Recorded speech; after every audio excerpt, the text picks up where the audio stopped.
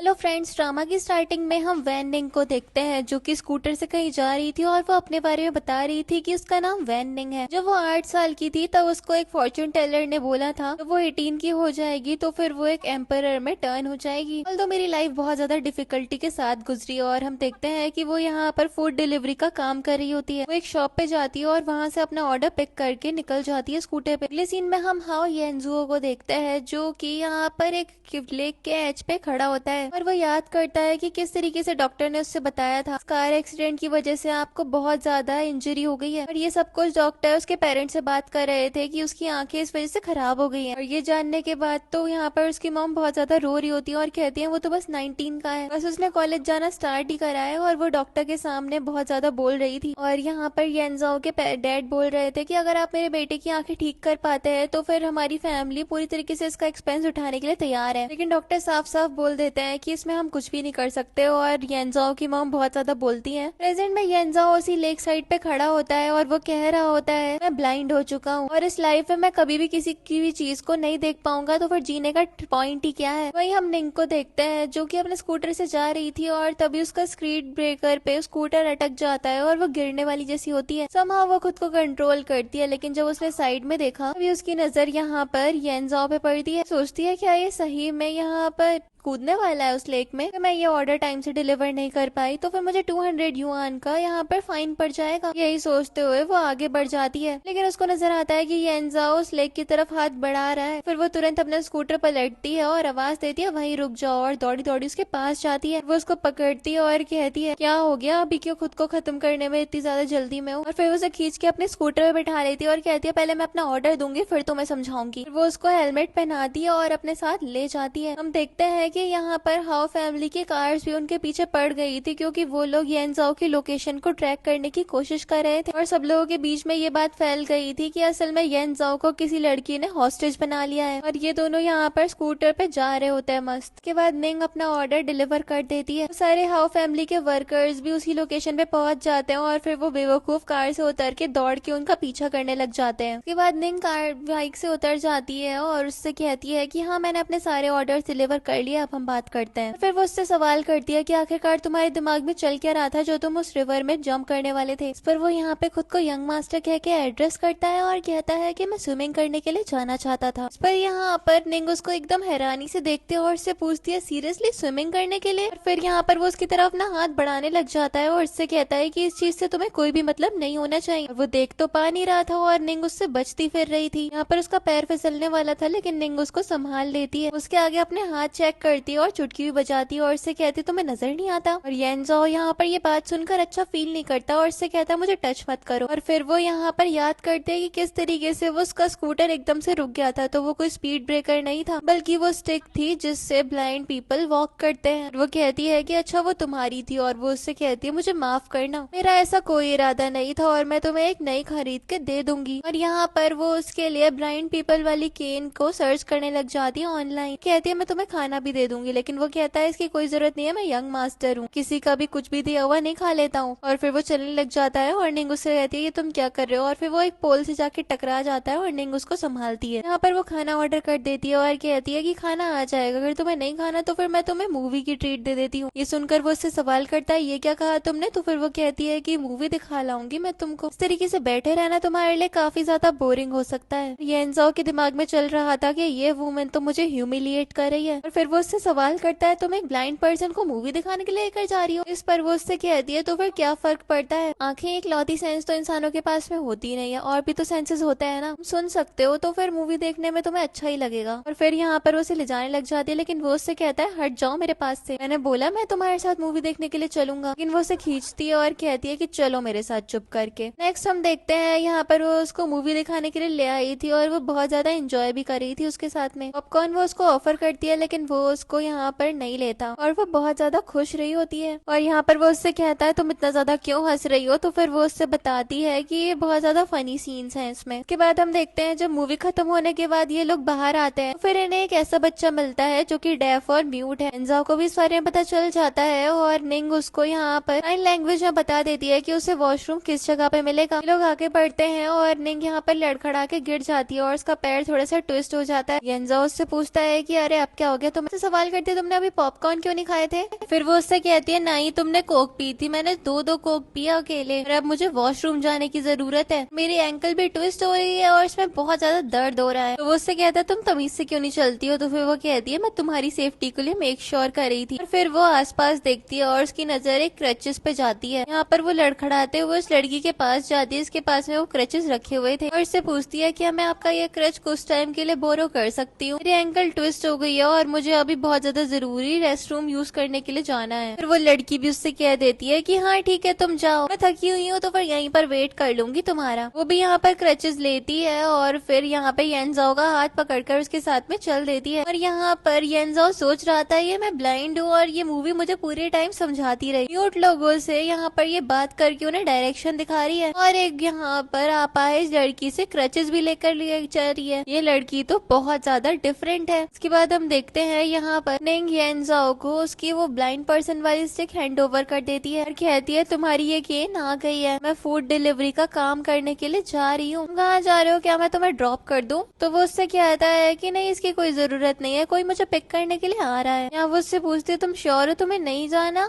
तो वो उससे कहता है मैं श्योर हूँ। उससे कहती है ठीक है तो फिर मैं जा रही हूँ। लेकिन फिर वो जाने से पहले उसे सीट पे बैठाती है और उसको वेव करके चली जाती है। जाने के बाद हम देखते हैं येनजाओ के पास में उसके बहुत सारे गार्ड्स आ जाते हैं और एक गार्ड उससे पूछता है यंग मास्टर आप ठीक तो हो ना। तो फिर वो भी कह देता है मैं ठीक हूँ। लेकिन फिर उसको एक आवाज आती है और येनजाओ पूछता है ये क्या हुआ। तो एक गाइड यहाँ पर सामने देखकर कहता है कि एक फीमेल राइडर थी और जल्दी जल्दी जाते हुए वो नीचे गिर गई। और हम देखते हैं कि निंगी नीचे गिर गई थी और वो जो फूड उसको डिलीवर करना था वो भी सारा का सारा यहाँ पर पिचक गया था टायर से और उसको बहुत ज्यादा बैड फील हो रहा होता है उस खाने के लिए। और वो कस्टमर को फोन करके इस बारे में इन्फॉर्म करने लग जाती है। और गार्ड यहाँ पर येनजाओ को बताता है कि जो फूड खराब हो गया उसमें जो ठीक पार्ट है वो उसको खा रही है। येनजाओ ये बात सुनकर हंसने लग जाता है और वो यहाँ पर लोग एकदम हैरान थे कि येनजाओ फाइनली मुस्कुरा रहा है। एक वर्कर यहाँ पर तुरंत ही येनजाओ की मॉम को फोन करके कहता है मैम एक बहुत बड़ा मिरेकल हो गया है, यंग मास्टर स्माइल कर रहे हैं। उसी तरफ हम निंग को देखते हैं जो कि रास्ते से जा रही थी कि तभी उसके सामने वही गार्ड्स अपनी कार रोक लेते हैं। यहाँ पर निंग उन लोगों को देखकर घबरा जाती है और कहती है मेरे पास मत आओ, मेरे पास पैसे नहीं है, किसी और को जाकर के तुम लोग किडनैप कर लो। लेकिन वो गार्ड्स तो तुरंत ही उसको आकर बो करते हैं, कहते हैं मिस वैन निंग प्लीज हमारे यंग मास्टर की आप ट्यूटर बन जाओ, ने उनकी जान बचाई है। यहाँ पर निंग तो ट्यूटर नाम सुनकर एकदम हैरान हो जाती है और कहती है तुम्हारे यंग मास्टर है कौन। तो फिर वो वर्कर कहता है शायद आप भूल गई, आप उन्हें आज लेकर गई थी, मूवीज भी दिखाई थी आपने उन्हें। के बाद जानकर तो यहाँ पर वो एकदम हैरान हो जाती है और कहती है कि उसका तो बहुत ज्यादा टेरेबल टेम्पर है। यहाँ पर वो वर्कर बताता है कि पहले वो बिल्कुल ठीक इंसान थे लेकिन वो तब बिल्कुल बदल गए जब उनकी आई साइट एकदम चली गई। तब से ही उनके दिमाग में बहुत ज्यादा सुसाइडल थॉट्स आने लग गए। यहाँ पर निंग को रियलाइज होता है कि येनजाओ की उस टाइम पर क्या सिचुएशन रही हो। फिर वो वर्कर कहता है कि आपने यंग मास्टर की बहुत ज्यादा मदद करी है और इसी वजह से आपको घर पे इनवाइट किया गया है। निंग कहती है लेकिन वो बहुत ज्यादा बिजी है, उसे और काम रहता है तो वो ऐसे नहीं आ सकती। यहाँ पर वो वर्कर कहता है आप एक बार अगर हमारे साथ आने के लिए तैयार हो जाओगी तो फिर हम आपको पे कर देंगे, इतना पे करेंगे कि आप डिलीवरी फूड से भी ज्यादा कमाई कर पाओगे। ये बात सुनते ही यहाँ पर वो एकदम खुश हो जाती है, खुशी खुशी पूछती है कि कितना पे करने वाले हो। तो फिर यहाँ पर वो वर्कर उसको एक चेक हैंड ओवर करता है, उसको बहुत बड़ा अमाउंट मिल रहा था और ये देखकर वो बहुत ज्यादा हैप्पी हो जाती है। और फिर वो यहाँ पर उस वर्कर से कहती है अपने यंग मास्टर से कांग्रेचुलेशंस कर देना, उन्होंने मुझे खरीद लिया। उसी तरफ हम येनजाओ को देखते हैं जो कि अपने कॉलेज पहुंच गया था। सारे के सारे स्टूडेंट्स यहाँ पर उसी को देख रहे थे क्योंकि आफ्टर ऑल वो एक कैन लेकर जो चल रहा था। कॉलेज का एक शैतान लड़का यहाँ पर अपना पैर येनजाओ के आगे कर देता है कि वो गिर जाए, लेकिन येनजाओ तो खुद ही उसके पैर पे पैर रखकर आगे बढ़ने लग जाता है। वो बच्चा कहता है ये मेरे लिमिटेड एडिशन के स्नीकर्स थे। और फिर यहाँ पर वो येनजाओ का रास्ता रोकता है और कहता है तुम्हारी इतनी ज्यादा हिम्मत हो गई कि तुमने मेरे शूज के ऊपर पैर रख दिया। येनजाओ उससे बोलता है कि कितने के हैं, मैं तुम्हें पे कर दूंगा। लेकिन वो लड़का उसके कॉलर पकड़ लेता है और कहता है वो लिमिटेड एडिशन वाले थे, तुम कितने पैसे दे दो उन्हें नहीं खरीद पाओगे। येनजाओ कहता है अगर तुम्हें इसके पैसे नहीं चाहिए तो फिर मेरे रास्ते से हट जाओ। वो लड़का बोलता है ऐसा क्या, और फिर उससे उसकी केन छीन लेता है और कहता है अंधे बेवकूफ, तुमने मेरे शूज गंदे कर दिए और तुम्हें ऐसा लगता है कि तुम यहाँ से चुपचाप निकल जाओगे। यहाँ पर वो उससे कहता है कि अगर तुम्हें पैसे चाहिए तो मैं पैसे देने के तैयार हूँ ना। यहाँ पर वो लड़का कहता है देखो पैसों की तो मेरे में भी कोई कमी नहीं है, लेकिन आज मैं तुमसे अपने शूज को क्लीन करवाऊंगा। और सारे स्टूडेंट्स भी चुप करके तमाशा देख रहे होते हैं। येनजाओ यहाँ पर दूसरी साइड जाने लग जाता है लेकिन वो एक डेस्क से टकरा जाता है। फिर वो लड़का यहाँ पर उसको फिर से कन्फ्रंट करने लग जाता है। तभी हम देखते हैं वहाँ पर निंग आ जाती है और कहती है कि यहाँ पर ये इतनी ज्यादा हाई कल्चर वाली जगह है, और उस लड़के की तरफ बढ़ते हुए कहती है डिसेबल्ड स्टूडेंट के साथ इस तरीके से बिहेव करे हो तो। और येनजो भी समझ जाता है कि ये तो निंग आ गई है। वो लड़का उसको अगली बोल रहा था। यहाँ पर वो लड़का निंग से बोलता है तुम्हें पता भी है कि मैं कौन हूँ, तुम्हें पता भी है कि तुम किस लड़के से पंगा ले रही हो इतनी ज्यादा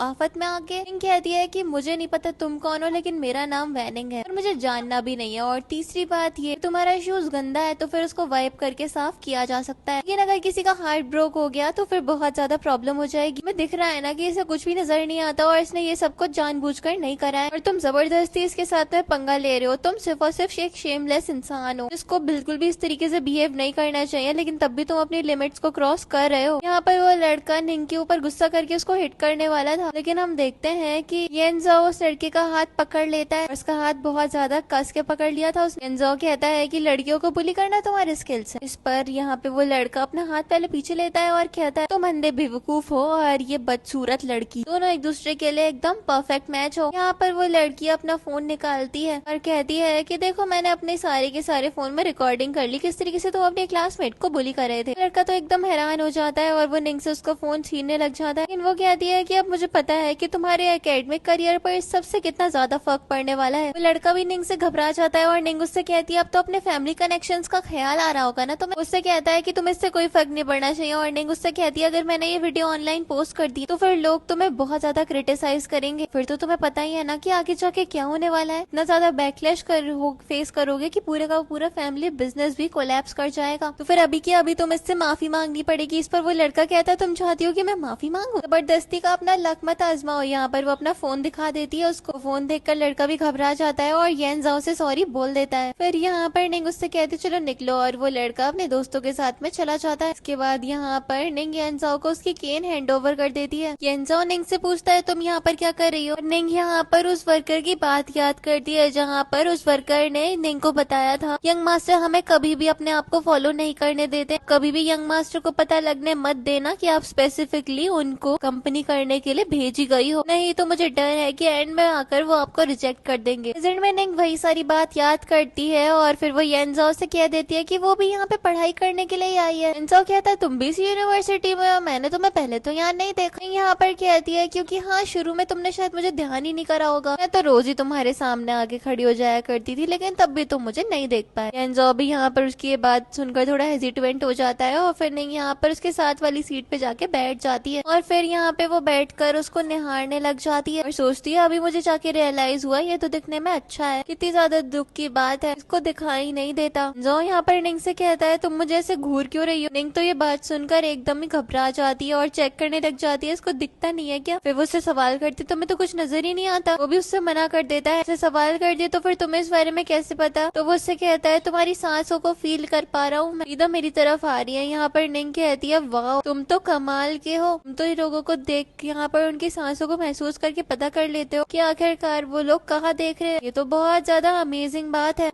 सीन में हम येनजो को देखते हैं जो कि डाउनस्टेयर्स आ रहा होता है कि तभी निंग उसके पास में आती है और कहती है कि आज कोई क्लास नहीं है दोपहर में, चलो मेरे साथ बैडमिंटन खेलने चलते हैं। येनजो उससे कहता है तुम भूल गई क्या मैं ब्लाइंड हूँ। वो उससे कहती है तो क्या हुआ, तुम शटलकॉक की आवाज सुनकर खेल सकते हो, बैडमिंटन खेलना तुम्हारे लिए बहुत ज्यादा सिंपल होगा। मैं वेट लूज करने की कोशिश कर रही हूँ क्योंकि सब लोग मुझे मोटी बोलते हैं, चलो मेरे साथ। कहते हैं मैंने अभी हाँ नहीं बोला, लेकिन वो उसे अपने साथ खींच के ले जाती है। फिर हम देखते हैं कि यहाँ पर ये दोनों कोर्ट में होते हैं और येनजो ठीक ठाक तरीके से बैडमिंटन खेल पा रहा था। निंग यहाँ पर उससे कहती है देखो मैंने तो तुमसे कहा ही था कि तुम उसकी आवाज सुनकर बहुत ज्यादा आराम से खेल पाओगे और तुम सही में बहुत ज्यादा अमेजिंग हो। और फिर हम देखते हैं ये दोनों साथ में बैडमिंटन खेलना स्टार्ट कर देते हैं। येनजो अब मन लगाकर खेल रहा था और वो काफी ज्यादा अच्छा कर भी पा रहा था गेम में। सभी लोग येनजो के लिए क्लैप करते हैं और कहते हैं वो तो बहुत ज्यादा इम्प्रेसिव है। निंग यहाँ पर येनजो के पास आती है और उससे कहती है देखा सुना तुमने कितने सारे लोग तुम्हारे लिए अप्लॉज करे हैं, तुम सही में बहुत ज्यादा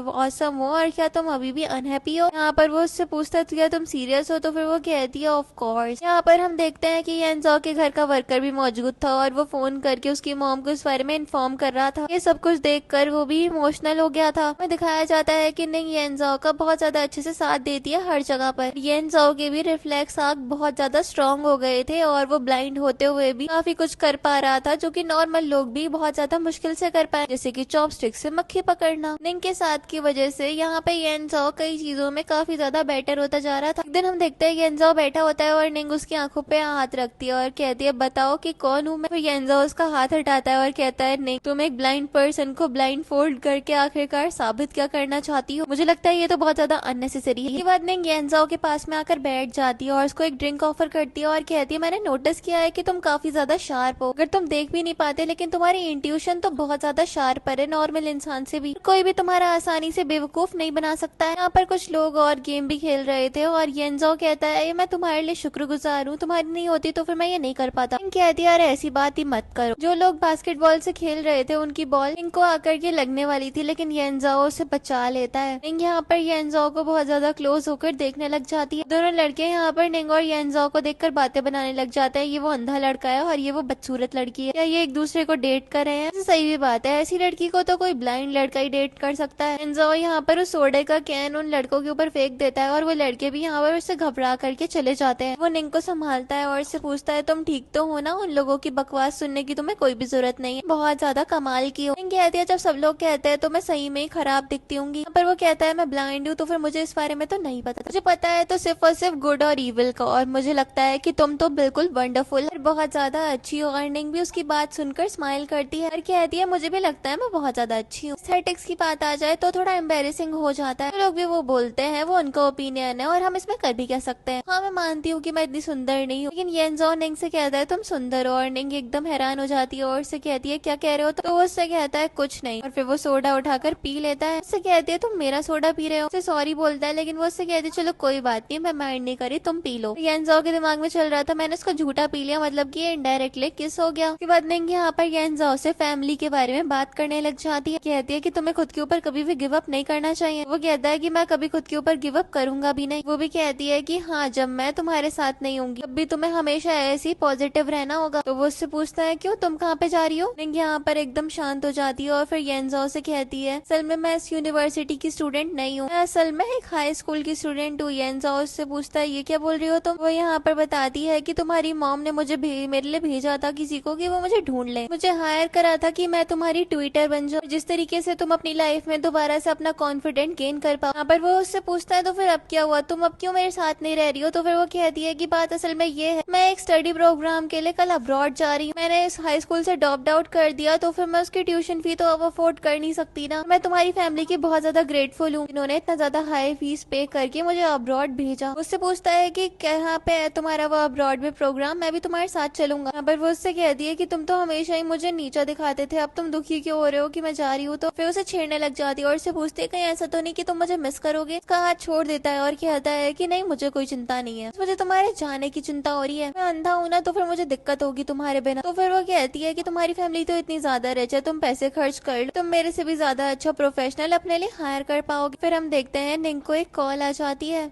निंग येनजाओ से बताती है कि मेरी फैमिली मुझे पिक करने के लिए आ गई है। उसके शोल्डर पे हाथ रखकर उसको गुड बाय बोलती है और येनजाओ उसको रोकना चाहता था लेकिन वो रुकती ही नहीं है और उठ के चली जाती है। येनजाओ यहाँ पे लड़खड़ाते हुए उसके पीछे जाने की कोशिश भी कर रहा था और फिर वो निंग को आवाज देता है। यहाँ पर वो निंग को बहुत ज्यादा आवाज दे रहा था और निंग भी उसको देख लेती है। यहाँ पर एक मिसेस जाओ नाम की वुमेन आती है और वो निंग को डांटने लग जाती है कि तुम इस अंधे लड़के के साथ में पूरा टाइम घूमती रहती हो। येनजाओ यहाँ पर बहुत ज्यादा अनईजी फील कर रहा था और फिर उसका सर घूमता है और वो बेहोश हो जाता है। और यहाँ पर वो जाओ नाम की वुमेन निंग को जबरदस्ती कार में बिठा लेती है, वो जाना भी नहीं चाह रही थी तब भी। हम देखते हैं कि कार के अंदर वैन जिया भी बैठी हुई थी जो कि निंग की सिस्टर है। एक सीन में हम येनजाओ को देखते हैं जो कि हॉस्पिटल में होता है और उसके पेरेंट्स भी वहीं पे मौजूद थे। जैसे वो हल्के से होश में आता है उसके पेरेंट्स बहुत ज्यादा हैप्पी हो जाते हैं, वो डॉक्टर को आवाज देने लग जाते हैं। डॉक्टर भी तुरंत ही आकर यहाँ पर येनजाओ को चेक करते हैं, इसकी आंखें देखते हैं और वो कहते हैं ये तो मिरेकल है। और वो बताते हैं कि इसकी आंखें आधी से ज्यादा बिल्कुल फिक्स हो गई है और इसी तरीके से चलता रहा तो फिर ये बहुत ज्यादा आराम से अपनी साइट को रीगेन कर लेगा। बात सुनकर तो येनजाओ के पेरेंट्स बहुत ज्यादा हैप्पी हो जाते हैं। येनजाओ उठने लग जाता है लेकिन उसकी मॉम उसको रोकती है और कहती है तुम्हारी करंट सिचुएशन को देखा जाए पर तुम्हें प्रॉपर ट्रीटमेंट के लिए अभी हॉस्पिटलाइज ही रहना चाहिए। येनजाओ कहता है मॉम मुझे किसी को ढूंढने के लिए जाना है, मुझे उससे कुछ बताना भी है। लेकिन उसके पेरेंट्स उसको कहते हैं लोग जानते हैं तुम वैनिंग की बात कर रहे हो ना, तुम्हारी आंखें अब ठीक हो गई है तो फिर उससे मिलना कोई अब ज्यादा प्रॉब्लम की बात है ही नहीं। फिर वो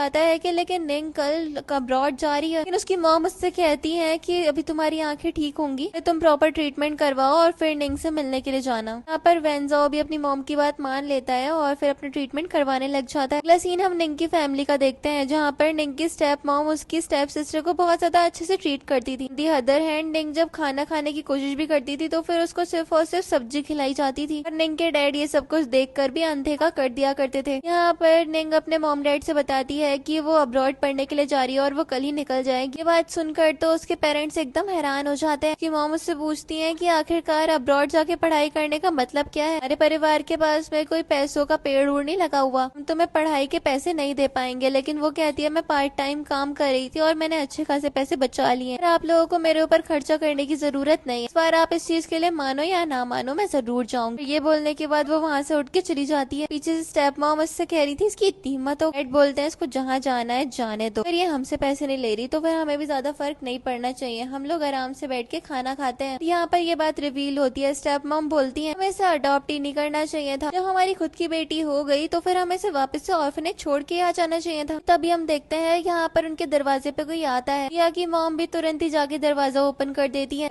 ये थी असल में येनजाओ की मॉम। यहाँ पे जिया की मॉम येनजाओ की मॉम से पूछती है आपको क्या काम है, तो फिर येनजाओ की मॉम पूछती है क्या निंग घर पर है, तो फिर वो पूछती है आपको निंग से क्या काम है, तो फिर यहाँ पे वो बताती है कि असल में मैं येनजाओ की मॉम हूँ। साथ में आई एक वर्कर उनको हाउ फैमिली का कार्ड हैंड ओवर कर देती है। मिसेस हाउ बताती है कि असल में उसकी गाइडेंस और सपोर्ट की वजह से मेरे बेटे की आईज दोबारा से ठीक हो गई, इसलिए मैं स्पेशली उसका शुक्रिया करने के लिए यहाँ पे आई। वो बहुत सारे गिफ्ट्स अपने साथ लेकर आई थी और वो कहती है कि मैं उसके हार्ड वर्क को इस तरीके से अप्रिशिएट करना चाहती हूँ। यहाँ पर तो जिया की मॉम ये कार्ड देखकर कहती है कि आप तो पूरे की पूरे सिटी के सबसे ज्यादा वेल्दियस्ट लोग हो। जिया यहाँ पर जैसे ये सब कुछ देखती है उसके तो कान खड़े हो जाते हैं। वो सोचती है कि आखिरकार वो वैन फैमिली के लड़के के साथ में कर क्या रही थी। मिसेस हाउ यहाँ पर फिर पूछती है क्या वैन निंग घर पर है, क्या वो कल जाओ से मिलने के लिए हॉस्पिटल आ सकती है, तो फिर वो बताती है कि ये तो बहुत ज्यादा अनफॉर्चुनेट बात हो गई, निंग तो कल ही अब्रॉड जा रही है पढ़ाई करने के लिए। मिसेस जाओ कहती है अच्छा ठीक है मैं समझ गई, इस बारे में तो हम कुछ कर नहीं सकते। फिर यहाँ पर वो एक टोकन दिखाती है और कहती है येनजाओ ने स्पेशली मुझसे बोला था कि ये निंग को भिजवा दिया। यहाँ पर उस गिफ्ट को देखती है और कहती है ठीक है मैं उसे भिजवा दूंगी। और फिर मिसेस जाओ यहाँ से कहती है कि चलो मैं आपका और टाइम नहीं लूंगी, मैं चलती हूँ। वो भी उनको सी ऑफ कर देती है और कहती है कि आपको जब भी टाइम मिले यहाँ पे आती रहिएगा। फिर वो वर्कर उनको गिफ्ट दे देते हैं और वो भी खुशी से उन सारे के सारे ज्वेलरी पीसेस को एक्सेप्ट कर लेती है। यहाँ पर वो अपने परिवार वालों को ये सारे गिफ्ट दिखाने लग जाती है। जिया यहाँ पर बोलती है कि मैंने तो बिल्कुल भी नहीं सोचा था कि वो हाउ फैमिली के यंग मास्टर के साथ में घूम रही होगी। और उसकी मॉम कहती है क्या तुम बिल्कुल बेवकूफ हो। उसके हाथ में वो टोकन रखती है और कहती है कि अब से तुम ही निंग हो। जिया अपनी मॉम से पूछती है मॉम आपका आखिरकार इस बात से मतलब क्या है। फिर उसकी मॉम अपनी आखिरकार वो इविल स्ट्रेटेजी बताती है और कहती है कि वो तो देख नहीं पा रहा था जब निंग उसके साथ में थी, तो उसको क्या ही पता है कि निंग कैसी दिखती है। कुछ सालों में जो यंग मास्टर है वो निंग की आवाज उसकी सारी की सारी मेमोरी को भूल जाएगा। ये जेड पेंडेंट रहेगा तो फिर वो इस जेड पेंडेंट से तुम्हें पहचान लेगा ना, सोचेगा कि तुम ही निंग हो। के बाद से उसको फेवर तो याद रहेगा, लेकिन इसी चीज का हम लोग फायदा उठाएंगे और ये इवल प्लान वो बहुत ज्यादा मजे से शेयर कर रहे थे। उसी तरफ हम निंग को देखते हैं जो कि अब्रॉड पढ़ने जाने के लिए अपने सारे के सारे बैग्स को पैक कर रही थी। तभी यहाँ पर उसके फॉस्टर पेरेंट्स उसको कुछ सुंघा देते हैं और बेहोश करे होते हैं। रेजिस्ट करती है लेकिन इस चीज का कोई भी फायदा नहीं हो पाता है। सीन में हम येनजाओ को देखते हैं जो कि बहुत ज्यादा खराब मूड में था और हॉस्पिटल में तोड़ फोड़ कर रहा था। मॉम आती है और उससे पूछते हैं ये सब क्या है, तो फिर यहाँ पे एक बर्गर बताता है कि ये खाना नहीं खा रहे, इंसिस्ट कर रहे हैं कि इनको निंग को देखना है। और येनजाओ कहता है अब मुझे हॉस्पिटल से डिस्चार्ज लेना है और अब मैं निंग को ढूंढने के लिए जा रहा हूँ। उसकी मॉम उससे कहती है कि देखो तुम किस तरीके की हो गए हो, निंग तुम्हें इस तरीके से देखेगी तो फिर तो बिल्कुल भी खुश नहीं होने वाली है। येनजाओ यहाँ पर कुछ खास रिस्पॉन्स नहीं देता और उसकी मॉम उसके पास आती है और उसका हाथ पकड़ती है और कहती है कि एक बार जब वो अब्रॉड से पढ़ाई करके आ जाएगी तो फिर वो तुमसे मिलने के लिए जरूर आएगी और अभी ज्यादा देरी नहीं हुई है, बच्चे की तरह अपना ट्रीटमेंट करवाओ और अपनी आंखों को ठीक करवा लो। येनजाओ भी सोचता है कि वो पहले अपना ट्रीटमेंट करवाएगा और फिर निंग का अच्छे से ख्याल रखेगा। अब हमें दिखाया जाता है कि ये ड्रामा 7 साल आगे बढ़ चुका है। फ्लाइट लैंड होती है और उसमें एक सिल्की स्मूथ स्ट्रेट बालों वाली लड़की लड़की अपना लगेज लेकर एयरपोर्ट पे जा रही होती है। फिर वो टीवी पे न्यूज देखती है जहाँ पर येनजाओ ने काफी ज्यादा बढ़िया कंपनी ढूंढ ली है और वो उसका सीईओ है। ये सब कुछ देखती है और सोचती है कि ये तो ज्यादा शांत रहता था, अब देखो कितना अच्छे से इंटरव्यू दे रहा है और अब तो इसकी आई साइट भी एकदम ठीक हो गई है। वो ये सब कुछ देख रही होती है। नेक्स्ट हम देखते हैं येनजाओ भी उसी एयरपोर्ट पे था। उसका असिस्टेंट से पूछ रहा था कि आप इतनी ज्यादा जल्दी में क्यों। तो फिर वो कहता है कि आज मेरा क्लास यूनियन है और वहाँ पर मैं निंग से मिलने वाला हूँ, तो फिर मैं बिल्कुल भी उसको मिस नहीं कर सकता। वो असिस्टेंट भी सोचता है कि यंग मास्टर तो हमेशा उसी लड़की के बारे में बात करते रहते हैं ना। फिर हम देख पाते हैं कि यहाँ पर निंग और येनजाओ दोनों ही एक दूसरे के सामने खड़े हुए थे। उसको देखकर स्माइल कर रही होती है, सोचती है येनजाओ भी यहीं पर है, वाओ क्या कोइंसिडेंस है। की तरफ जाने लग जाती है लेकिन गार्ड्स उसका रास्ता ब्लॉक कर लेते हैं और वो ये चीज देखकर एकदम हैरान रह जाती है। उन गार्ड से कहती है कि ऐसे क्यों कर रहे हो, मैं तुम्हारे बॉस को जानती हूँ। लेकिन वो वर्कर्स बोलते हैं कि हर कोई क्लेम करता है कि वो हमारे सीईओ को जानते हैं। क्या लगता है तुम सुंदर हो तो फिर इस तरीके से हमारे सीईओ के क्लोज जा सकती हो।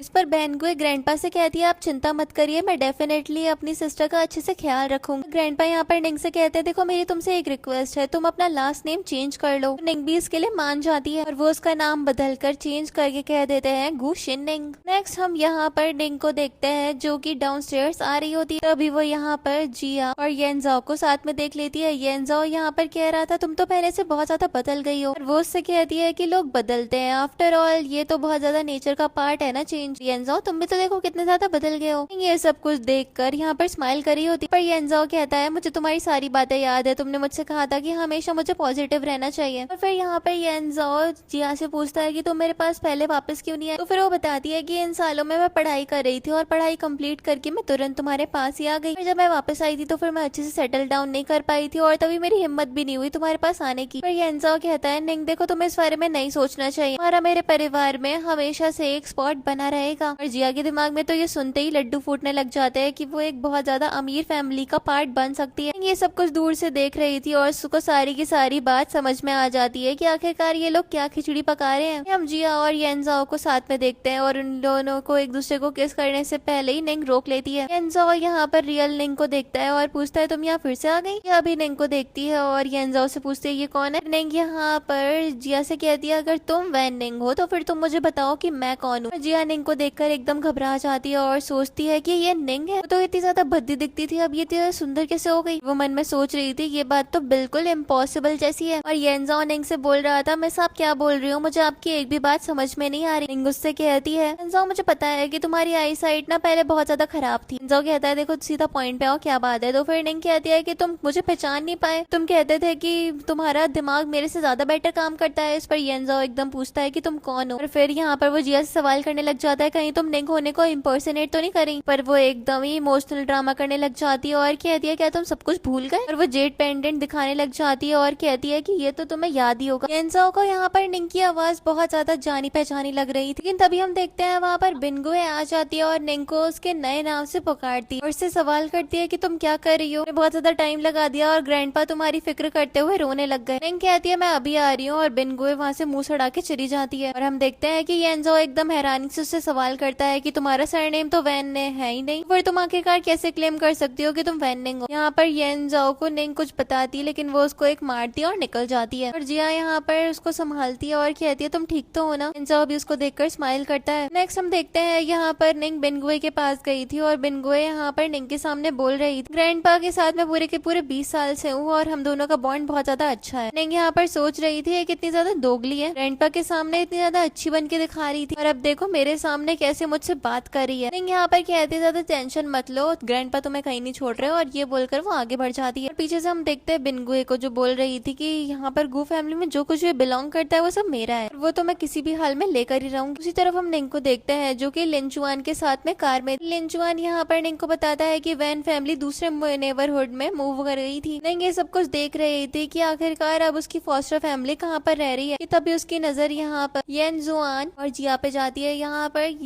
ये जिया येंजुआन से कहती है तुमने मुझे यहाँ पर घर तक छोड़ा, तुम्हारा शुक्रिया। तो फिर वो उससे कहता है ये कोई बड़ी बात नहीं है, मेरी प्रायोरिटी है कि मैं एक लड़की को सेफली उसके घर तक ड्रॉप कर दूं, और वैसे भी तुम तो मेरी क्लासमेट थी। वो उससे कहती है ठीक है, तुम भी घर जाते हो अपना ख्याल रखना। और फिर हम देखते हैं कि जिया यहाँ से चली जाती है। नहीं, यहाँ पर ये सब कुछ देख रही थी और फिर वो अपने ड्राइवर लिंचुआन से कहती तुम जाओ, मैं आती हूँ। और फिर वो कार से उतर कर तुरंत ही येंजाओ की कार के आगे खड़ी हो जाती है। येंजाओ उसको देखता है और बहुत ज्यादा अनॉयड फेस बनाकर कहता है तुम यहाँ पे फिर से आ गई। उससे कहती है कि यंग मास्टर हाओ, हम एक दूसरे से पूरे के पूरे 3 बार आज पूरे दिन में मिल चुके हैं, मुझे नहीं लगता कि ये किस्मत की बात है। येंजाओ यहाँ पर उससे कहता है तुम मेरा पीछा कर रही हो है ना। फिर वो उससे कहता है कि देखो मैं तुम्हें वार्न कर रहा हूँ, मुझे कोई फर्क नहीं पड़ता कि तुम्हारा असली मोटिव क्या है, तुम नैंग से बहुत ज्यादा दूर रहो। अगर तुमने उसके ऊपर एक उंगली भी उठाई ना तो फिर देखना मैं तुम्हारा क्या हाल करता हूँ। यहाँ पर वो उससे पूछती है क्या तुम निंग को पसंद करते हो। वो उससे कहता है कि तुम्हें इस चीज से कोई फर्क नहीं पड़ना चाहिए और निंग मेरे लिए सबसे ज्यादा इंपॉर्टेंट पर्सन है, वो मेरी लाइफ की मेंटोर है। वो उसकी बहुत ज्यादा तारीफ कर रहा था। यहाँ पर निंग सोच रही थी कि क्या फर्क पड़ता है, इसको कौन सा पता है कि इसकी रियल निंग तो मैं हूँ। फिर वो उसे और सवाल करती है और उसके बारे में बताओ। तो वो उससे कहता है तुमसे मतलब। फिर यहाँ पर वो उसे कार के अगेंस्ट कर देती है। येंजाओ यहाँ पर उसको एकदम पागल बोलता है और कहता है देखो मैं औरतों पे हाथ नहीं उठाता, हटो यहाँ से। लेकिन निंग तो उसके क्लोज आने लग जाती है। यहाँ पर निंग उससे एक ऐसी बात बोलती है और येंजाओ को यहाँ पर बचपन वाली निंग याद आने लग जाती है। वो सोचता है कि इसकी ये बोलने की टोन तो बिल्कुल निंग जैसी है। यही सब कुछ सोच रहा होता है कि तभी हम देखते हैं उसको एक कॉल आती है और बोला जाता है कि ग्रैंडपा आपको मिस कर रहे हैं, आप जल्दी से घर आ जाओ। निंग भी फोन को कह देती है कि ठीक है मैं अभी आ रही हूँ। फिर वो येंजाओ से कहती है तुम मुझे घर पे ड्रॉप करोगे। येंजाओ उससे पूछता है भला मैं क्यों तुम्हें ड्रॉप करूंगा। तो वो उससे कहती है तुम तो कह रहे थे कि लड़कियों का इस तरीके से बाहर घूमना रात में अनसेफ होता है। उससे कहता है मैंने तुम्हारे लिए नहीं बोला था। और वो उससे कहती है कि चाहे कुछ भी हो जाए अब तुम्हें मुझे ड्रॉप तो करना ही पड़ेगा। और वो उसके साथ जबरदस्ती करने लग जाती है और उसको कस के पकड़ लेती है। यहाँ पर वो हार मान जाता है और कहता है ठीक है मैं तुम्हें ड्रॉप कर दूंगा। और यहाँ पर फिर वो उससे घबरा है, वो उसको ड्रॉप करने के लिए पहुंच जाता है। हम देखते हैं निंग यहाँ पर अपने स्टॉप पर आ जाती है और उसको कैश देने लग जाती है। अपने फोरहेड पे हाथ रखता है और कहता है मैं कोई ज़ॉम्बी नहीं हूँ जो मेरे माथे पे ऐसे पैसे चिपकाती रहती हूँ। यहाँ वो उसे अपने एकदम क्लोज करती है और उसके कॉलर के अंदर उस नोट को डाल देती है और कहती है कि येंजाओ मुझे राइट देने के लिए तुम्हारा शुक्रिया, पता है तुमने ये विलिंगली नहीं करा तो फिर मैं तुम्हें ये फ्री में नहीं करने दूंगी, चेंज रख लेना। और ये बोलकर वो चली जाती है कार से उतर के। और येंजाओ यहाँ पर उसको जाता हुआ देखकर चैन की सांस लेता है। फिर वो सोचता है ये सही में निंग होने का नाटक कर रही है। निंग तो बेचारी इतनी ज्यादा अडोरेबल और इनोसेंट सी लड़की है। इसी तरफ हम मिंग के ग्रैंडपा को देखते हैं, उनको एक मेड आकर बता देती है कि मिंग आ गई है और ग्रैंडपा बीमार होने का नाटक करने लग जाते हैं। यहाँ पर हम देख पाते हैं कि घर का बटलर भी मौजूद था और उसके साथ में बिनगुए भी। यहाँ पर मिंग आ जाती है और पूछती है क्या हो गया। तो फिर बटलर बताता है ग्रैंडपा बहुत ज्यादा डिजी फील कर रहे थे। ग्रैंडपा को देखती है और ग्रैंडपा से कहती है ग्रैंडपा मैं वापस आ गई। लेकिन ग्रैंडपा मस्त एक्टिंग कर रहे होते हैं, लेकिन वो पहचान जाती है और कहती है आप नाटक करना बंद करो। पर ग्रैंडपा उठते हैं और कहते हैं तुम तो बहुत ज्यादा ही स्मार्ट हो, तुम्हें तो कोई भी बेवकूफ इतनी ज्यादा आसानी से बना ही नहीं सकता। आराम से बैठ जाती है और कहती है ग्रैंडपा आप मुझे सीधा सीधा बता दीजिए आखिरकार आप ये सब कुछ ट्रबल क्यों क्रिएट कर रहे हैं, आखिरकार रियलिटी में चल क्या रहा है। तो फिर ग्रैंडपा कहते हैं कि तुम अभी तो घर पे वापस आई हो, आखिरकार तुम्हारी चिंता क्यों नहीं होगी हम लोगों को। और फिर यहाँ पर ग्रैंडपा बटलर से एक फाइल मिंग को दिलवा देते हैं। फाइल के अंदर अलग अलग बड़ी बड़ी फैमिलीज के लड़कों के फोटोज थे। यहाँ पर मिंग पूछती है ये सब क्या है। तो ग्रैंडपा बताने लग जाते हैं कि ये सब बड़ी फैमिलीज के लड़के हैं। मिंग उनसे सवाल करती है कि आखिरकार ये सब कुछ चल क्या रहा है। तो ग्रैंडपा कहते हैं मुझे एक ग्रैंडसन चाहिए, आफ्टर ऑल मैं एक बहुत ज्यादा बूढ़ा इंसान हो गया हूँ और मुझे बहुत ज्यादा डर लग रहा है कि मैं अपने ग्रेट ग्रैंड चाइल्ड को नहीं उठा पाऊंगा। यहाँ पर तो मिंग एक ऐसी बात कहती है जिससे ग्रैंडपा रियलिटी में बीमार पड़ जाता है और ये लोग पैनिक करके ग्रैंडपा को हॉस्पिटल लेकर जाते हैं। इस हॉस्पिटल का हम सीन देखते हैं जहाँ पर डॉक्टर कहते हैं ये ठीक है बस इनको ज्यादा पैनिक में मत डालना। सब लोग डॉक्टर का शुक्रिया करते हैं और डॉक्टर चले जाते हैं। इसी तरफ हम ग्रैंडपा को देखते हैं जो कि हॉस्पिटल में होश में आ गए थे और बेन गुई उनका अच्छे से ख्याल रख रही थी। यहाँ पर ग्रैंडपा मिंग से लड़ने लग जाता है कि उसे जल्द से जल्द शादी कर लेनी चाहिए। वो कहती है वो अभी शादी नहीं करेगी। तो फिर उसके ग्रैंडपा कहते हैं तुम 30 की होने ही वाली हो, तुम्हें जल्दी से जल्दी शादी कर लेनी चाहिए। तो फिर यहाँ पर वो कहती है कि हाउ फैमिली के बेटे के बारे में क्या ख्याल है आपका। और येंजाओ ग्रैंडपा तो ये सुनकर ही एकदम शॉक्ड हो जाते हैं। बटलर कहता है कि आप किसी और को क्यों नहीं चूज कर सकती। पर वो कहती है कि क्यों वो टेकन है क्या। तो फिर वो कहते हैं कि नहीं ये वो टेकन वगैरह तो हमें पता नहीं, लेकिन येंजाओ का टेम्पर बहुत ज्यादा खराब है और हमें डर है कि वो आपके साथ में ज्यादा अच्छे से बिहेव नहीं करेगा। तो वो कहती है कोई प्रॉब्लम नहीं है, मुझे तो वही चाहिए। अब ग्रैंडपा कहता है मुझे कोई फर्क नहीं पड़ता, जो कोई भी है उसे हमारी फैमिली में लेकर आ जाओ। और वो कॉल करने लग जाते हैं और ग्रैंडपा को सभी के सभी लोग अकेला छोड़कर आ गए थे। बाहर आकर हम देखते हैं मिंग के साथ में बिनगुए बहुत ज्यादा रूड बिहेव करने लग जाती है, लेकिन मिंग भी उसको बढ़िया तरीके से जवाब दे रही थी क्योंकि वो कौन सा किसी से दबने वाली थी। और फिर वो उसको सुनाने के बाद चली जाती है और बिनगुए तो बस उसको देखती रह गई थी। अगला सीन हम हाउ फैमिली का देखते हैं और इसके बाद यहाँ पर येंजाओ भी पहुंच जाता है और उसके पेरेंट्स उससे बताता है कि हमने तुम्हारी एंगेजमेंट का डिसीजन ले लिया है। येंजाओ ये बात सुनते एकदम शॉक्ड हो जाता है और कहता है मेरी कंसेंट के बिना। उसके ग्रैंडपा कहता है कि तुम मेरे हिसाब से चलोगे, यहाँ पर तुम्हारी तो मर्जी की बात ही नहीं आती है। यहाँ पर इन लोगों के बीच में बहस होने लग जाती है और येंजाओ के ग्रैंडपा उससे बोलते हैं मिस्टर गू चाहते हैं तुम उनकी ग्रैंड डॉटर के साथ में शादी कर लो। मिस्टर गू के हम बहुत ज्यादा एहसानमंद भी हैं, अगर वो ना होते तो फिर हमारी फैमिली इतनी बड़ी फैमिली कभी बन भी ना पाती। लेकिन येंजाओ कहता है देखो ग्रैंडपा, मैं कोई ट्रेड थोड़ी हूँ जो आप उसको उसके बदले में दे दोगे। लेकिन उसके ग्रैंडपा उसको बहुत ज्यादा इंसिस्ट करते हैं और कहता है कि मैं ऑलरेडी उनके लिए हाँ बोल चुका हूँ। लेकिन येंजाओ इसके लिए बहुत ज्यादा ऑब्जेक्शन उठा रहा होता है। सब कुछ चल ही रहा था, सारी की सारी बहस के बीच में हम देखते हैं कि वहाँ पर निंग आ जाती है। येंजाओ उसको देखता है और उससे पूछता है तुम यहाँ पे क्या कर रही हो, और हमें दिखाया जाता है इसके बाद निंग येंजाओ के स्टूडियो में पहुंच गई थी। यहाँ पर उसने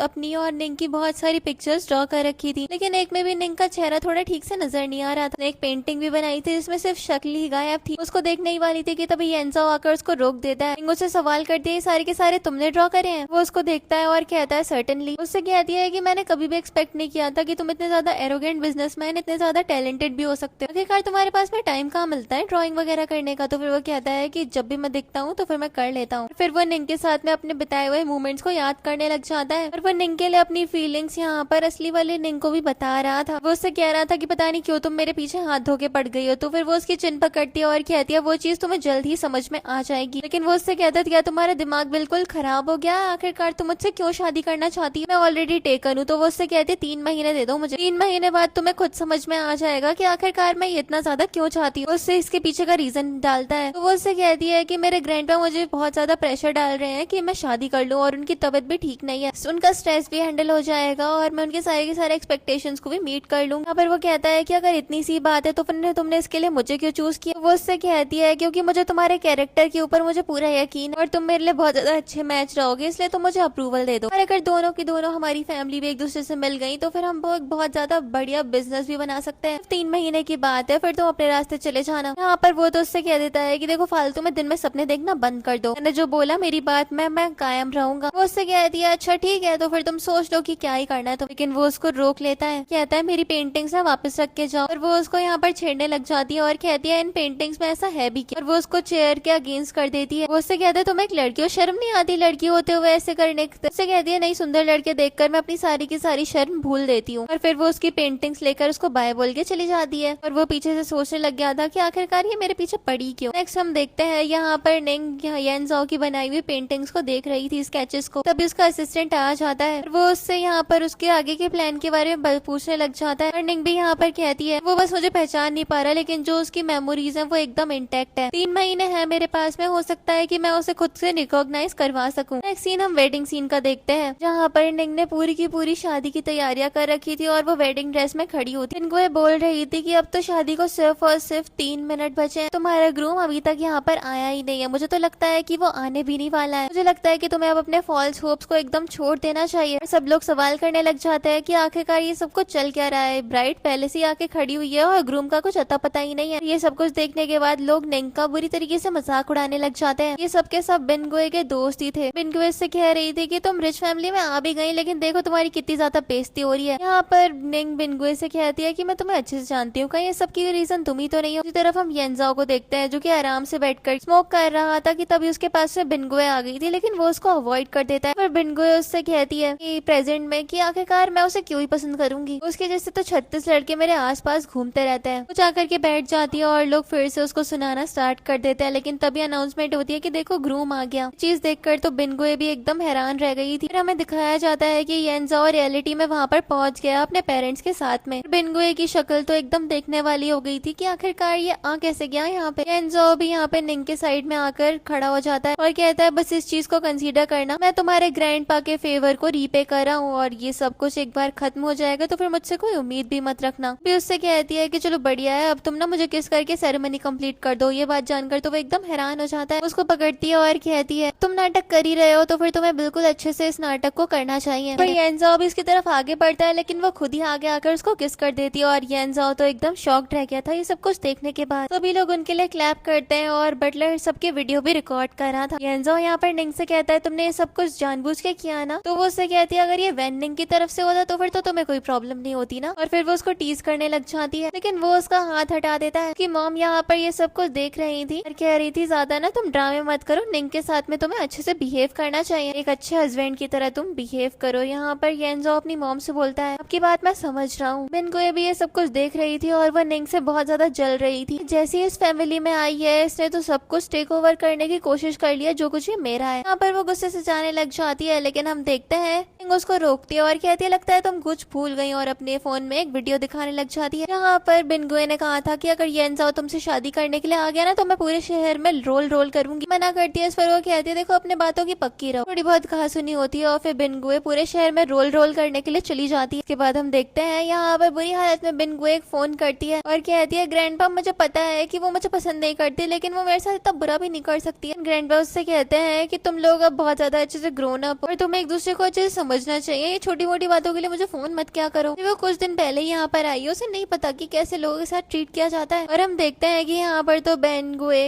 तो ग्रैंडपा ने बुरी तरीके से इग्नोर करके उसकी कॉल को कट कर दिया था और वो येंजाओ और निंग की वेडिंग वीडियो को देखने लग गए थे। येंजाओ और मिंग दोनों के ग्रैंडपा आपस में बहुत ज्यादा खुश हो रहे थे और फिर हमें पता चलता है कि येंजाओ के ग्रैंडपा यहाँ पर किस तरीके से आकर में येंजाओ के साथ में उनका झगड़ा आ गया था। पूरे परिवार के सामने येंजाओ ने बोल दिया था कि वो निंग से शादी नहीं करेगा और ग्रैंडपा की तबीयत खराब हो गई थी। ग्रैंडपा बताते हैं इसी वजह से तो वो शादी करने के लिए चला गया था। दोनों ग्रैंडपा बड़े ज्यादा खुश हो रहे थे कि चलो अपनी अपनी स्ट्रेटेजी में दोनों के दोनों ही कामयाब हो। फिर हम देखते हैं यहाँ पर निंग और येंजाओ की फर्स्ट नाइट होती है और निंग येंजाओ को बहुत ज्यादा डरा रही होती है। वो उससे घबराया होता है और कहता है कि देखो तुम मुझे हाथ मत लगाना, लेकिन निंग उसको बहुत ज्यादा डरा रही होती है और घर की नौकर भी उन लोगों की बातें सुन रही थी दरवाजे पे कान लगा के। लेकिन हेड नौकर आती है और कहती है कोई तरीका है तुम लोगों का, उन्हें भगा देती है, लेकिन फिर वो खुद से कान लगा के सब कुछ सुनने लग गई थी। और फिर वो ग्रैंडपा को कॉल करके बताती है कि अंदर सब कुछ बढ़िया चल रहा है। देखते हैं कि यहाँ पर निंग जानबूझकर बेड पे कूद रही थी ताकि उन लोगों को जरा सा भी शक ना हो, और वो येंजाओ से भी साउंड निकालने के लिए बोलती है। नेक्स्ट सीन में हम देखते हैं यहाँ पर निंग मिल्क बात ले रही थी और तभी वो चिल्ला देती है। येंजाओ से पूछता है तुम्हें क्या हुआ, तो वो कहती है कि उसका पैर फिसल गया और वो गिर गई, क्या वो उसको आ सकता है देखने के लिए। तो वो उससे कहता है कि खुद ही फिगर आउट कर लो। वो उससे कहती है ठीक है अगर तुम मेरी मदद नहीं करोगे तो शार लेने के बाद मैं आती हूँ और देखती हूँ कि तुम्हारा क्या करना है। येंजाओ उसकी बात समझ जाता है और फिर वो टाल लेकर अंदर चला गया था। निंग उससे कहती है कि आओ तुम भी शार ले लो मेरे साथ। येंजाओ कुछ बोलता नहीं है और निंग उससे कहती है तुम्हारी नोज से ब्लड आ रहा है। येंजाओ उसे देखने लग जाता है और वो हंसती है और कहती है मैं तो बस मजाक करी थी। वो उससे चिढ़ता है और कहता है तो मैं तुम्हें बाद में देख लूंगा और फिर वहां से चला जाता है। फिर हम देखते हैं ये दोनों सो रहे होते हैं और नींद में निंग बहुत ज्यादा बोल रही थी जैसे कि वो बहुत ज्यादा पैनिक में। और येंजाओ ये सब कुछ देखता है और फिर वो कहता है बस करो, लेकिन निंग तो नींद में बहुत ज्यादा परेशान हो रही होती है। फिर वो येंजाओ की बाजू पकड़ लेती है और वो भी उसको कंफर्ट करता है कि तुम बस सपना देख रही हो, ज्यादा परेशान मत हो। फिर वो निंग को देखकर सोचने लग जाता है, वैसे ये सोते हुए तो प्यारी लगती है। फिर हम देखते हैं सुबह के टाइम तक निंग येंजाओ के पास में आकर के सो गई थी उसके ऊपर पैर रख के। येंजाओ ये चीज देखकर एकदम हैरान होता है और फिर वो निंग का हाथ अपने ऊपर से हटा देता है, लेकिन निंग अपनी आंखें खोलती है और उसके ऊपर हाथ अपना रेस्ट होने देती है। वो उससे कल रात के बारे में बात करता है, लेकिन वो तो उसको टीज करना स्टार्ट कर देती है। पर वो खुद को ब्लैंकेट से कवर करता है जैसे वो अपनी इज्जत बचा रहा हो। वो उससे कहती है कि तुम तो ऐसे एक्ट कर रहे हो जैसे कोई तुम एकदम अबला नारी हो। येंजाओ सोचता है कि इसके साथ बहस करूंगा तो और फंस जाऊंगा और इसी वजह से वो वहां से भाग जाता है। फिर वो जब बाहर आता है तो फिर हम देखते हैं कि बिनगुए थी, वो कॉफी पोर कर रही होती है और फिर वो उसको यहाँ पर अप्रोच करते हुए पूछती है मुझे मॉल जाना है, क्या तुम मुझे वहां तक ड्रॉप कर दोगे, तुम्हारे ऑफिस के पास में ही है। उससे कहता है गू फैमिली के किसी व्हीकल से चले जाओ, मेरे पास फालतू की सेवा करने के लिए पेट्रोल नहीं है, वैसे ही मोदी जी ने इतना प्राइस बढ़ा दिया। चला जाता है और पीछे से बिनगुए कहती है ये चाइना में रहता है, मोदी कहाँ से आ गया यहाँ पे। इसके बाद हम देखते हैं यहाँ पर बिनगुए ग्रैंडपा को कॉल कर देती है और कहती है मुझे लगता है कि सिस्टर और ब्रदर इन लॉ के बीच में सब कुछ ठीक नहीं चल रहा है। ग्रैंडपा जैसे ये बात जानते हैं वो तो एकदम हैरान हो जाते हैं। फिर हम मिंग को देखते हैं जो कि ब्रेकफास्ट टेबल पे आकर बैठ जाती है और बिनगुए इसको गुड मॉर्निंग विश करती है, लेकिन वो तो पूरी तरीके से इग्नोर हो गई थी। घर की हेड नौकर भी यहाँ पर निंग को बहुत ज्यादा अच्छे से ट्रीट कर रही थी और बिनगुए को तो बिल्कुल भी भाव मिल ही नहीं रहा था। और बिनगुए यहाँ पर निंग से उल्टी सीधी बातें करने लग जाती है। निंग यहाँ पर बोल में सूप सर्व करवाती है और फिर बिनगुए का मुंह जला देती है कहते हुए तुम्हें भी चाहिए ना ये चिकन सूप, लो पी लो अपने मजे से। बिनगुए उससे कहती है तुमने मेरा मुंह जला दिया। निंग उसे अपने पास करती है और कहती है मैं और ज्यादा बुरी तरीके से जला सकती हूँ और अगली बार हो सकता है चिकन सूप से ज्यादा खतरनाक चीज हो। बिनगुए उससे कहती है तुम लोगों ने देखा ही मुझे किस तरीके से बुली कर रही है, लेकिन उसको तो कोई भी अब सीरियसली ले ही नहीं रहा था पूरे घर में। निंग भी यहाँ पर कहती है कि चलो उसको काम है और फिर हम देखते हैं वो तो चली जाती है मजे से और पीछे से बिनगुए बड़ी ज्यादा परेशान हो रही थी। वो डिसाइड करती है कि वो निंग से बदला तो किसी भी हाल में लेके ही रहेगी। फिर वो एक कॉल लगाती है। उसी तरफ हम येंजाओ को देखते हैं जिसके ऑफिस में जिया खड़ी थी। वो यहाँ पर मुंह बना के खड़ी होती है और येंजाओ से पूछता है क्या हो गया, क्या तुम्हें जॉब ढूंढने में परेशानी हो रही है। उससे मना करती है तो फिर फिर वो उससे पूछता है तो क्या हुआ, तो वो कहती है कि मैंने सुना कि कल तुमने शादी कर ली, क्या ये बात सच है। तो फिर वो कहता है कि हाँ ये बात सच है। तो वो यहाँ पर बहुत ज्यादा गुस्सा करती है और कहती है कि मैंने तुम्हारे इतने सालों तक इंतजार किया, तो तुम्हारे साथ अपनी पूरी की पूरी लाइफ इमेजिन कर रही थी, शायद मुझे चले जाना चाहिए। और वो जाने लग जाती है। येंजो उसको रोकता है और कहता है ये सब कुछ सिर्फ और सिर्फ मैंने अपनी फैमिली के प्रेशर में आकर करा है, ये सिर्फ और सिर्फ 3 महीने का नाटक है और उसके बाद मैं तुम्हारे पास वापस आ जाऊंगा। वो उससे कहती है इसका मतलब कि जो गू फैमिली की एल्डेस्ट डॉटर है, उससे कहता है कि हाँ उसके साथ में मेरा रिलेशनशिप सिर्फ और सिर्फ कुछ महीनों का है। तो ये बात सुनती है और कहती है तो फिर तो सही है। फिर यहाँ पर वो एक फोटो फ्रेम की तरफ नजर डालती है और येंजो भी उसको देखता है कि उसकी और निंग की फोटो थी। उससे कहता है एक बार ये बिजनेस अरेंजमेंट्स पूरे के पूरे हो जाए और फिर हम 3 महीने बाद एक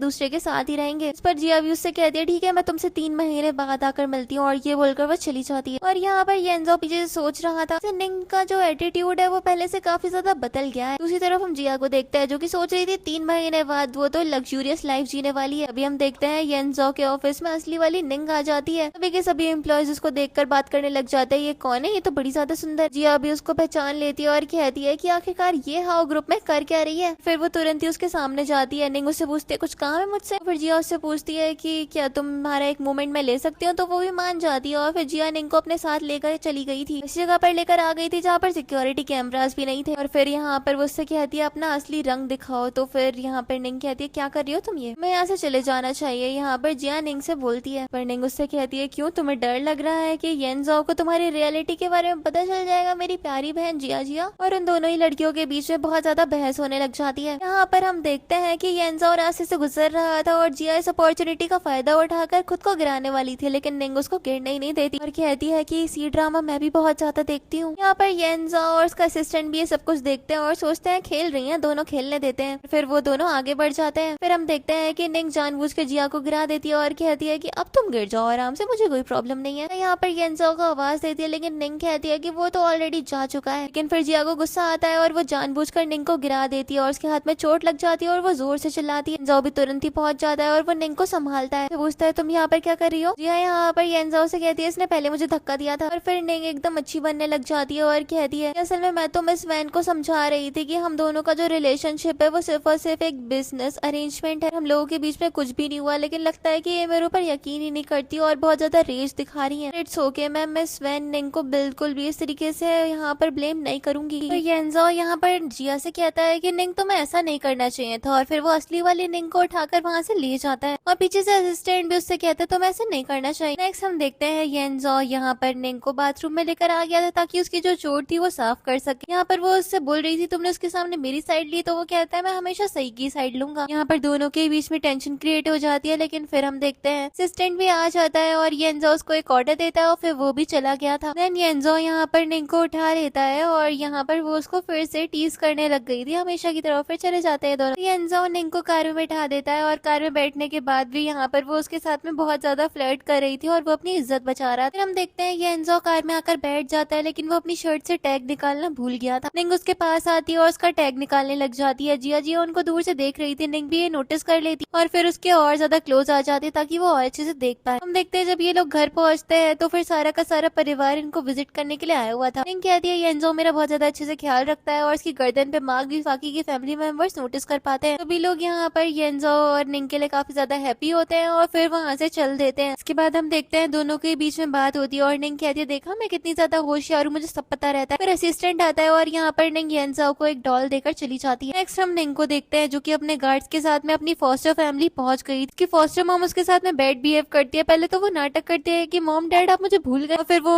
अपनी मेमोरीज को याद करती है कि कितने बुरी तरीके से इन लोगों ने उसे ट्रीट किया था और फिर वो अपना बदला उनसे ले लेती है। दूसरी तरफ हम येंजो को देखते हैं जो कि एक कंस्ट्रक्शन साइट के काम पर था और फिर वहाँ पे बारिश होने लग जाती है। फिर जब वो घर पहुंचता है तो फिर देखता है कि निंग सो रही है और उसको फिर से बुरा समझा रहा है और यहाँ पर वो फिर से उसको कंसोल करता है। यहाँ पर अगले सीन में हम दिखाया जाता है कि जिया जिया येंजो के ऑफिस में उसके लिए खाना लेकर आया और यहाँ पर वो उसके साथ में रूड बात कर रही थी। वो पहले तो उसको नेग्लेक्ट करने की कोशिश करता है, लेकिन फिर वो फोटो देखता है और सोचता है मैं इसका कर्जदार, उसकी बात मानकर उसको भेज देता है। लेकिन यहाँ पर उसको निंग का भी ख्याल आ रहा था। नेक्स्ट उसका असिस्टेंट जब उसके पास में आता है तो फिर वो निंग के बारे में उसके साथ भी डिस्कस करता है और असिस्टेंट उससे कहता है क्यों ना आप इसको किसी बढ़िया साइकोलॉजिस्ट को दिखा दो जो कि उसको थोड़ा सा डायग्नोज करके उसे ट्रीट कर सकते। तो फिर हम देखते हैं येंजो निंग को बुलाता है और यहाँ पर वो अपने फॉस्टर पेरेंट्स के साथ में थी और वो उससे मिलने के लिए पहुंच जाती है। यहाँ पर वो उसको साइकेट्रिस्ट के पास लेकर चला गया था, लेकिन वो जाने से मना कर देती है और फिर वो उसको शॉपिंग पे ले जाता है। फिर ये दोनों यहाँ पर ड्रिंक्स के लिए रुकते हैं और यहाँ पर नहीं दोनों ड्रिंक्स को टेस्ट करती है और अच्छी वाली येनजाओ को दे देती है। फिर ये दोनों साथ में फास्ट फूड खाते हैं और येनजाओ निंग के साथ में टाइम को काफी ज्यादा एंजॉय भी कर रहा था। इस सीन में हम देखते हैं यहाँ पर निंग और येनजाओ के ग्रैंडपा के साथ में डिनर कर रहे होते हैं। पूछते तुम लोगों के साथ में कोई प्रॉब्लम है, तो फिर निंग संभालते हुए कहती है नहीं, हम दोनों तो बहुत ज्यादा खुश हैं एक दूसरे के साथ। यहाँ पर भाई ग्रैंडपा को प्लीज करने की कोशिश करती है लेकिन वो उसके ऊपर बिल्कुल भी ध्यान नहीं देते। अगले सीन में हम देखते हैं ग्रैंडपा ने इन दोनों को घूमने के लिए भेज दिया था। निंग तो बड़ी ज्यादा खुश थी और येनजाओ को तो सिर्फ और सिर्फ उसका लगेज कैरी करना पड़ रहा था। फिर उनके लिए जो असिस्टेंट असाइन करा गया था वो उनको उनकी लोकेशन पे ले जाता है। निंग पूरे रास्ते येनजाओ के कंधे पे सो रही थी और उसके कंधे में दर्द भी हो जाता है। फिर हम देखते हैं कि वो लोग एक विलेज में पहुंच गए थे और विलेजर्स उनके स्वागत में खड़े होते हैं। विलेजर येनजाओ को देखकर बहुत ज्यादा खुश होते हैं और निंग भी यहाँ पर उसका हाथ पकड़ लेती। वो बहुत ज्यादा घबराई हुई थी और येनजाओ उससे पूछता है कि तुम्हें क्या हो गया। यहाँ पर हम एक वैंग शियाओ नाम के लड़के को देखते हैं जो कि एक विलेज की फैमिली के ही एक बेवकूफ लड़का था। वो निंग के क्लोज आने की कोशिश करता है लेकिन येनजाओ उसको दूर कर देता है। वो निंग को यहाँ पर अपनी वाइफ बोल रहा था लेकिन हम देखते हैं इसका हेड उसको पकड़वाता है और कहता है कि मुझे माफ करना, ये थोड़ा पागल है। निंग तो बहुत ज्यादा घबराई हुई होती है। फिर हम उस लड़के के पापा को देखते हैं। हमें दिखाया जाता है कि किस तरीके से निंग बचपन में इस गाँव में आई। वो आदमी यहाँ पर निंग को मारा करता था। उसको देखकर घबरा जाती है और वो आदमी अपना एटीट्यूड बिल्कुल भी नहीं छोड़ता। पर येनजाओ उसको संभाल कर कार में ही ले जाता है। फिर वो स्मोक करते हुए आता है और विलेज का हेड बोल रहा था कि यहाँ पर कोई मिसअंडरस्टैंडिंग हो गई, लेकिन वो आदमी यहाँ पर बिल्कुल भी अपना एटीट्यूड छोड़ ही नहीं रहा था। इस पर येनजाओ उसकी पिटाई कर ही देता है। नेक्स्ट हम येनजाओ को उसके असिस्टेंट के साथ में देखते हैं और येनजाओ को अब जाकर समझ में आता है कितनी ज्यादा पैनिक में क्यों सोती थी रात में। नेक्स्ट हम देखते हैं यहाँ पर निंग उन दोनों बाप बेटों के घर पहुंच गई थी और उन्हें भी उनकी गलती की सजा वो खुद से ही दे चुकी थी। येनजाओ वहाँ पे पहुंचता है और वो निंग को गले लगा लेता है और कहता है तुम ठीक तो हो ना। फिर वो भी उन लोगों को डंडे से मारता है। निंग फिर येनजाओ को रोकती है और कहती है देखो इन लोगों को मार के तुम अपने हाथ गंदे मत करो। गाँव के और लोग भी उन लोगों की बुराइयां करने लग जाते हैं और फिर जितनी भी लड़कियों को उन लोगों ने हॉस्टेज बना रखा था वो उन्हें बचा लेते हैं और उन्हें पुलिस पकड़ के ले जाती है। नेक्स्ट हम देखते हैं ये दोनों साथ में होते हैं और निंग बैठकर स्मोक कर रही थी और येनजाओ को शुक्रिया करती है और फिर ये दोनों एक दूसरे को किस करते हैं और फिर दोबारा से निंग येनजाओ को छेड़ने लग जाती है। फिर वो उसको दोबारा से किस करता है। बाद में हम देखते हैं कि निंग को नींद नहीं आ रही थी और फिर येनजाओ के पास वो चली जाती है और उससे बात करने लग जाती है और फिर हम देखते हैं ये दोनों एक दूसरे को किस करते हैं और एक दूसरे को टिकल भी करते हैं और फिर ये दोनों दूसरे को फिर से किस करना स्टार्ट कर गए थे। येनजाओ निंग को फिर से प्यार करने लग गया था, ये भी बिना जाने कि वही वो लड़की है जिसने बचपन में उसका साथ दिया था। और अब इन दोनों का हनीमून फेज स्टार्ट हो जाता है। येनजाओ तो ऑफिस में भी काम के बजाय निंग को याद करता रहता था और असिस्टेंट के बाद सामने भी ये सब कुछ बहुत ज्यादा अच्छे से विजिबल था। फिर जिया उसके ऑफिस से फिर से उसके लिए कुछ खाने के लिए लेकर आती है। फिर येनजाओ सोचता है कि मैंने अभी तक इसको बताया ही नहीं कि अब मैं इससे शादी नहीं कर पाऊंगा। इस बारे में बात करता है लेकिन वो उसको पकड़ लेती है और कहती है मैं तुम्हें पसंद करती हूँ। निंग यहाँ पर आ जाती है और कहती है लगता है मैं गलत टाइम पे आ गई। येनजाओ निंग को एक्सप्लेन करना चाहता था लेकिन जिया तो सिचुएशन को वर्स करना चाह रही होती है। फिर निंग भी यहाँ पर कह देती है कि हाँ हम लोगों के बीच में तो बस एक एग्रीमेंट है और वो एग्रीमेंट छोड़कर चली जाती है। लेकिन येनजाओ के पीछे जाता है, जिया उसे रोकने की कोशिश करती है तब भी। और फिर वो अपने असिस्टेंट के पास जाती है और कहती है कि बस जैसा मैं बोलती हूँ वैसा नाटक करते रहना। येनजाओ आता है और कहता है कि तुमने दूसरा आदमी भी ढूंढ लिया अपने लिए। तो वो कहता है कि तुमने भी तो अपने लिए दूसरी औरत ढूंढ ली तो फिर मैं नहीं कर सकती क्या ये। जिसे जिया भी आ जाती है और कहती है देखो इसने ऑलरेडी अपने लिए नया बॉयफ्रेंड ढूंढ लिया है, तुम्हें भी मेरे साथ जल्दी आ जाना चाहिए। और ये बोलकर वो उसकी बाजू को पकड़ लेती है, उसके साथ जाने के लिए तैयार हो जाता है। लेकिन वो निंग और इसके असिस्टेंट को साथ में देखकर बड़ा ज्यादा जेलस हो रहा था। निंग भी इसकी जेलसी का फायदा उठा रही होती है। उसी तरफ जिया की तरफ तो बिल्कुल भी वो ध्यान नहीं दे रहा था येनजाओ। नेक्स्ट ये दोनों वॉशरूम जाती है और इन दोनों के बीच में बहस होती है। इन तो एकदम नॉन चैलेंट बिहेव कर रही थी उसके सामने क्योंकि पता था कि वो तो जीत ही जाएगी जिया से। वो वापस से अपनी सीट पर आकर बैठती है और अपने असिस्टेंट से पूछती है क्या अपडेट है। तो वो बताता है कि वो थोड़ा थोड़ा जेलस हो रहा है। अपॉर्चुनिटी का फायदा उठाती है और येनजाओ को और ज्यादा जेलस करने लग जाती है। यही हम रेस्टोरेंट में देखते हैं कि एक रूड कस्टमर वेटर के साथ में बैडली बिहेव कर रहा था। येनजाओ स्टैंड लेने के लिए खड़ा होता है लेकिन जिया उसको मना कर देती है कि ऐसा करने की कोई जरूरत नहीं। निंग आगे बढ़ जाती है और उस पर्सन को सबक सिखाती है उसके इस बिहेवियर के लिए। येनजाओ को याद आने लग जाता है कि कैसे छोटी निंग भी ऐसे ही किया करती थी। वो आगे फाइट करता है लेकिन येनजाओ उसको अच्छे से सबक सिखा देता है। उस पर्सन को पता चलता है कि ये हाउ फैमिली से बिलोंग करता है तो वो खुद ही येनजाओ से माफी मांगने लगता है। फिर येनजाओ के सामने ही निंग का बॉयफ्रेंड यानी कि उसका असिस्टेंट से कहता है चलो बेबी हम चलते हैं और येनजाओ उसको थप्पड़ लगा देता है। निंग कहती है उसको मत मारो और फिर वो चली जाती है अपने असिस्टेंट के साथ में। फिर जिया येनजाओ से कहती है कि चलो हम भी चलते हैं लेकिन येनजाओ से कहता है तुमसे ऐसी उम्मीद नहीं थी, तुम बहुत बदल गई। और ये बोलकर वो चला जाता है। फिर हम देखते हैं कि जिया के पास में बेंगियो आती है और वो अपना एक इविल प्लान उसके पास में लेकर आई थी। फिर निंग अपने असिस्टेंट से कहती है कि इट्स ओके, वो दिल का बुरा नहीं है, उसे जलन हो गई, कोई बात नहीं, तुम बुरा मत मानना। नेक्स्ट हम निंग को देखते हैं, इसने अपने ग्रैंडपा को भी अपने ही प्लान में शामिल कर लिया था। था। जैसे ही येनजाओ पास में आता है उसके ग्रैंडपा उसको लड़कों की फोटोज दिखाने लग जाते हैं कि चलो कोई नहीं, तुम्हारे लिए नया लड़का ढूंढते हैं। येनजाओ चिढ़कर यहाँ पर निंग को अपने साथ ले जाता है। उससे कहता है तुम ऐसा क्यों कर रही हो, तो वो कहता ही है कि तुमने ये सब कुछ शुरू किया था, मैंने नहीं। लेकिन हम देखते हैं कि येनजाओ तो निंग के क्लोज आ जाता है, वो अपनी शर्ट उतारता है और फिर उसको किस करने लग जाता है। घर की मेड आकर पूछती है आप लोग लड़ तो नहीं रहे, लेकिन ये लोग मना कर देते हैं और फिर हम देखते हैं ये लोग कंटिन्यू करते हैं। नेक्स्ट हम निंग की बर्थडे पार्टी का सीन देखते हैं जहाँ पर सब लोग उसको बहुत ज्यादा अच्छे से ट्रीट कर रहे थे। बेंग्यू ये सब कुछ देखकर जल रही होती है और फिर एक बड़ा सा गिफ्ट आता है और उसमें से येनजाओ निकलता है और वो उसके साथ में बहुत ज्यादा क्यूट बन के आया था। ये लोग अच्छा टाइम स्पेंड कर रहे थे और बेंग्यू चिढ़ रही थी इन दोनों को देखकर। के बाद हम देखते हैं यहाँ पर केक कटिंग के बाद येनजाओ रिंग दिखाकर निंग को प्रपोज भी करता है। वो भी उसको थोड़ा सा छेड़ते हुए उसकी उस रिंग को एक्सेप्ट कर लेती है। लेकिन हम देखते हैं तभी वहाँ पर जिया जिया आ जाती है और वो तमाशा खड़ा करने लग जाती है कि ग्रैंडपा उससे पूछता है ये सब कुछ क्या है, तो फिर जिया जिया कहती है कि आपकी पोती आपका बेवकूफ बना रही है, उसने इस लड़के से सिर्फ और सिर्फ एक कॉन्ट्रैक्ट मैरिज करी है। तभी हम देखते हैं यहाँ पर जिया जिया के असली पेरेंट्स आ जाते हैं जिनको बहुत ज्यादा मारा पीटा गया था। ग्रैंडपा भी जिया जिया के ऊपर ही सारा का सारा ब्लेम लगाने लग जाता है और कहते हैं तुम हमारा परिवार तोड़ने की कोशिश करी हो, बस बहुत ज्यादा हैप्पी है ना वो इसलिए। बेंग्यू यहाँ पर उसको संभालने की कोशिश करती है लेकिन ग्रैंडपा कहते हैं तुम्हारे प्लान्स के बारे में मुझे अच्छे से पता है। इस पर जिया जिया मिसेस हाउ के पास जाती है और कहती है कि ये वही जेड पेंडेंट तो देखो आपने सिर्फ और सिर्फ मुझे ही दिया था ये ताकि मुझे पहचाना जा सके। लेकिन मिसेस हाउ उसको भी थप्पड़ लगा देती है और कहती है कि बेवकूफ किसी और का बनाना। हम देखते हैं कि पुलिस आती है और जिया जिया को फ्रॉड के केस में ले जाती है। बेंग्यू ग्रैंडपा से रिक्वेस्ट करती है उसे माफ कर दिया जाए, लेकिन ग्रैंडपा उससे कहता है तुमने मेरा बहुत ज्यादा ही यहाँ पर बस ब्रेक कर दिया है और अब मैं तुम्हें माफ नहीं करूंगा। फिर उसको भी गार्ड्स पकड़ के ले जाते हैं। यहाँ पर रियलिटी सबके सामने आ गई थी कि वही निंग है जिसने असल में बचपन में येनजाओ का ख्याल रखा था। निंग और येनजाओ फायरवर्क्स देखने के लिए चले जाते हैं और यहाँ पर एक दूसरे को किस भी करते हैं। नेक्स्ट मॉर्निंग जब येनजाओ उठता है तो फिर निंग एक स्टिकी नोट छोड़कर चली गई थी। येनजाओ एकदम पैनिक में होता है, ग्रैंडपा से पूछता है निंग कहाँ पे है। ग्रैंडपा को भी नहीं पता था, वो एयरपोर्ट चेक करने के लिए जाता है, उसे वहाँ भी नहीं मिलती। लेकिन फिर वो टीचर के पास जाता है और बताता है कि निंग फिर से चली गई। लेकिन हम देखते हैं कि निंग तो वहीं पर स्केचिंग कर रही थी। येनजाओ उसको देखकर घबराता है और फिर कहता है मैं कितना ज्यादा घबरा गया था कि तुम चली गई हो मुझे छोड़कर। वो उसे एक दूसरे को किस करते हैं। फिर वो बताती है कि तुम बहुत ज्यादा अच्छी हो ना स्केचिंग में, मुझे भी तुम्हारे लिए कुछ बनाना था, तो फिर मैं इनसे ही देखने के लिए आई थी कि क्या कर सकती हूँ। तो यहाँ पर एक दूसरे को देखकर बहुत ज्यादा खुश होते हैं, एक दूसरे को किस करते हैं और इसी सीन के साथ इस ड्रामा की हैप्पी एंडिंग हो जाती है। Thanks for watching.